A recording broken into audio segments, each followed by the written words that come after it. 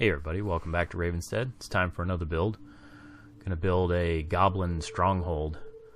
Got a couple pieces here. I did a little work off camera, hope you don't mind. Just some hot wire knife cutting and brick making.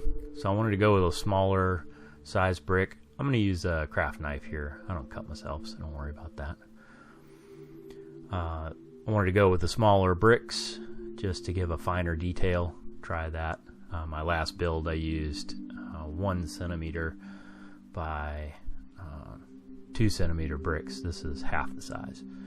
I wanted to give an indication of a little cave here in the back corner and just kind of work that in with the craft knife, getting rid of all those factory edges, get a little texture here.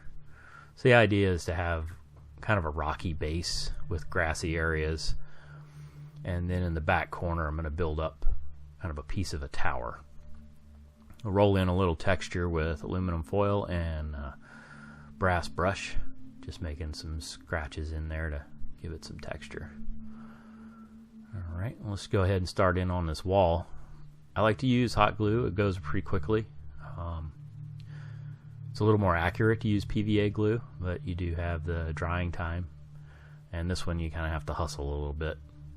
I am using a high temp glue gun. I just got a dual temp glue gun, which will be nice for these smaller, finer builds, so I'll probably break that out next time. Just you know, if you're using hot glue, don't work too far in advance. It'll stay pretty elastic for a while with the foam. You put it on wood or something like that and it tends to harden up a little quicker. So that's going to be the subfloor, the joists for a little floor. I wanted to add a little bit of debris in there just to give it some interest, create some more shadowed areas. And I'm under priming here with a mixture of Mod Podge and black paint, the areas that I won't be able to really get to later on. I'll make up some flooring. I just cut thin strips of foam and put in a little texture with the wire brush, chipped up the ends to make it look a little bit rougher. I mean, these are goblins that have taken up residence in this area, so they're not known for their carpentry skills. They are known for setting fires, though. I want to build a palisade, so I've got some mountain laurel sticks here that I cut up. I put those in the oven for a little while to kill off any mold spores or anything. I've never had a problem with that, but it's pretty good practice.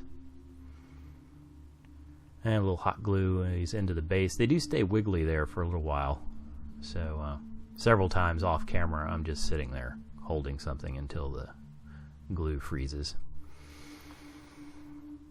That's going to be the gate, and then I'll work up smaller pieces for the palisade wall. I'm just poking holes in the foam and then setting them in with hot glue. You could use PVA glue too. You might have to make the holes a little deeper and fit those in a little better, because the PVA glue is not going to dry as fast. It was a little bit fiddly, but I got the overall look, I think. I wanted to build some kind of a barricade for the front here, so I've got a chevaux de frise. It's like an anti-cavalry protection there. So I just drilled 4 holes opposing one another through a stick and then ran those smaller pieces through. I'll black bomb this piece out using that same mixture of black paint and Mod Podge.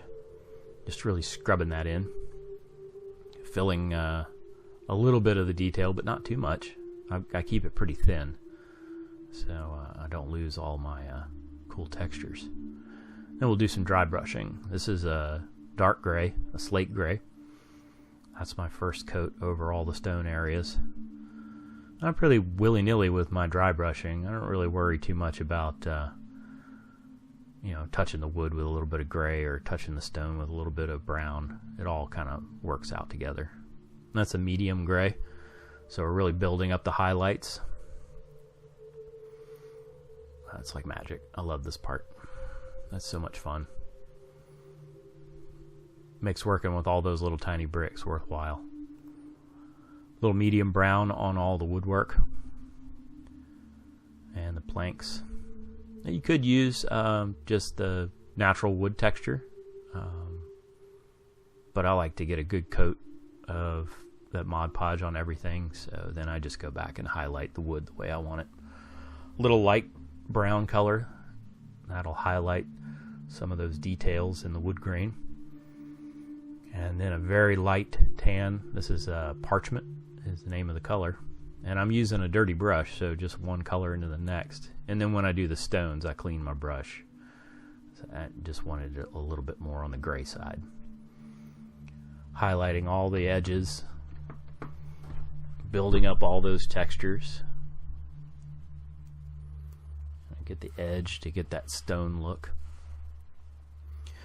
Then I'll go in with a little bit of green and kind of touch that here and there. Don't forget to highlight the edges too. That really makes the piece kind of stand out. I got the tips of the Palisade as well. So dab a little bit of that green in there just for the grassy areas, kind of give you a mossy, moldy, grassy look around the edges. And then hit a little bit on the stone there. Brush is pretty dry at this point. And don't forget your little greeblies. There we go. Now some washes. This is a burnt umber acrylic ink wash. Going over the whole piece with this. Everything gets a coat of this, and it just kind of brings everything all together. All the colors. Cuts down on the high contrast of the parchment paint. Get that on the stone too. You could use black wash here. I like to sneak up on my shadows a little bit, so I like to use the burnt umber acrylic ink. This is just a little bright green acrylic paint with water, a little bit of jet dry in it to keep it from getting too bubbly. That's Vallejo rust wash. I love this stuff. It works really good on wood and stone, and it looks pretty muted when it dries. We'll do a little flocking here, painting in some PVA glue. This is just straight out of the bottle. Gotta have our rotten plank there. Get a good coat of fine flocking on everything. That gives us our grassy, mossy areas. That kind of helps to hide our mistakes too. If you got big globs of glue, hot glue or anything like that, or areas that you might have missed when you painted it out, just put some flocking in there. This little coarse flocking, just to give a little variety of texture in there. I want to maintain a lot of the flat spaces. This piece is for the game table, so I'm going to have minis on it. So I don't want them to be tipping all over the place. Just painting on some strings of glue here for some vining. I make my own mixture for vines. It's just chopped up lichen and a little bit of coarse flocking. There we go. I'll put in some foliage. A little bit of lichen going in there, some coarse clump foliage. Just little places for our critters to hide. Gives it good visual interest. Somewhere for a rogue to kind of tuck into a bush. Also hiding my mistakes.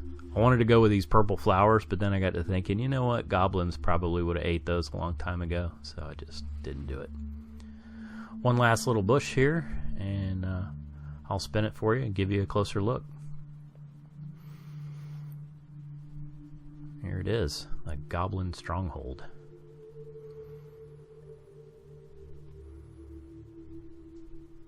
I like the smaller bricks. They're a little bit more difficult to work with than the 1 by 2 centimeter bricks, but I like the higher level of detail. Thanks for watching the video, guys. Appreciate it. Leave me a comment down below. I'd love to hear from you. Check out the Patreon page, and also have a Kickstarter running right now. So links are in the description down below. Thanks for watching. See you on the next video.